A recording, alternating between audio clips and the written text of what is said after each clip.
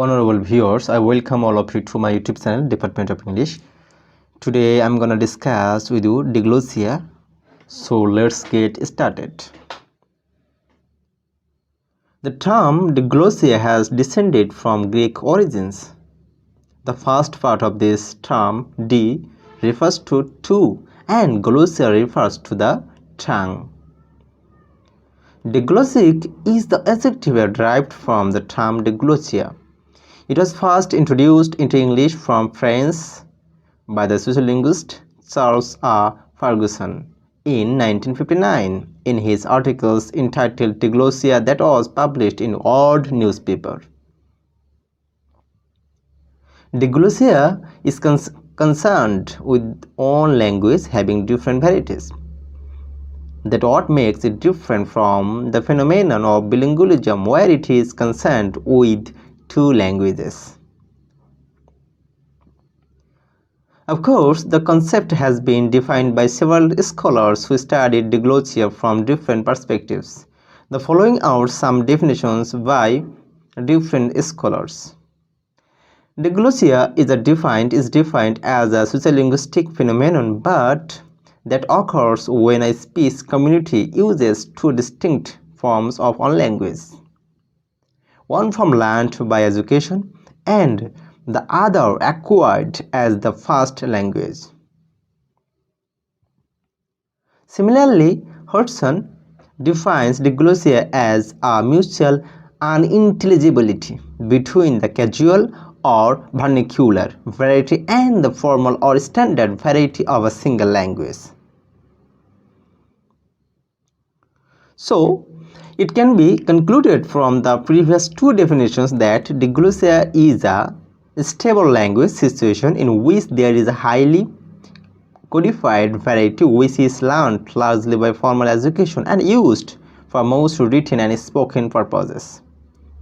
In addition to the primary dialects of the language which can be described as the ordinary people language in certain single language community. Basically, diglossic speech communities have a high variety, very prestigious, and a low variety with no official status. The varieties that are comprised from diglossia and proposed by Ferguson are classified into two types, high variety and low variety. The high variety is the language of educated people and it is the language that we learned at school, while L variety is the language spoken by most population and it is spoken since we born. So now let's see features.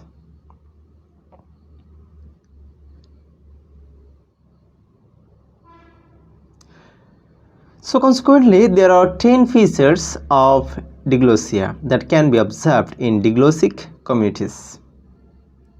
These features are classified by Winford, cited in Christopher, into two categories, linguistic and sociocultural.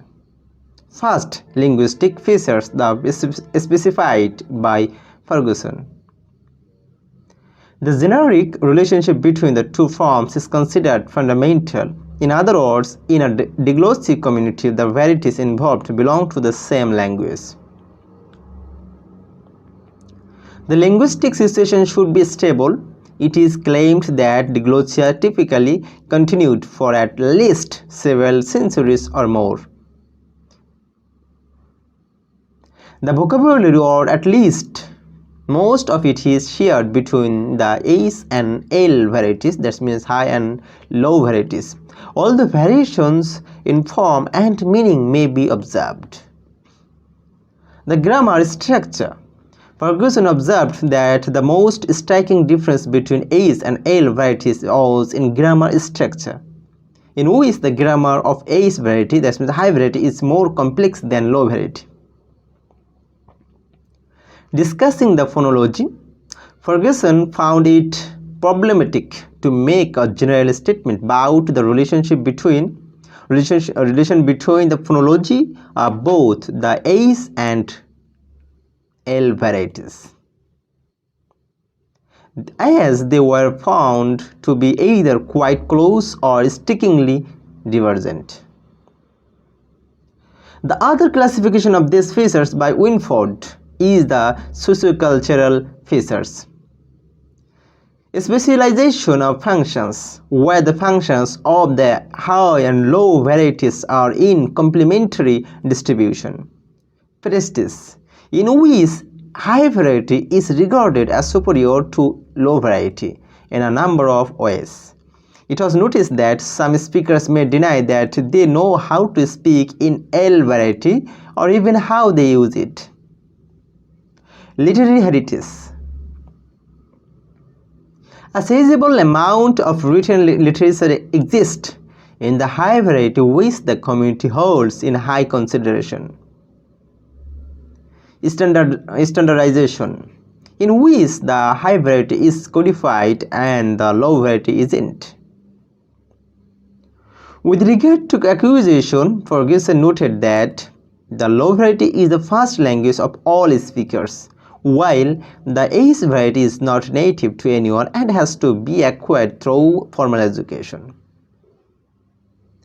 These 10 features can be conceived in every diglossic community, and it is doubtful that some communities may lack one of these features. For example, in the acquisition feature, adults use low variety when they speak to children, and children also use low variety to speak to another.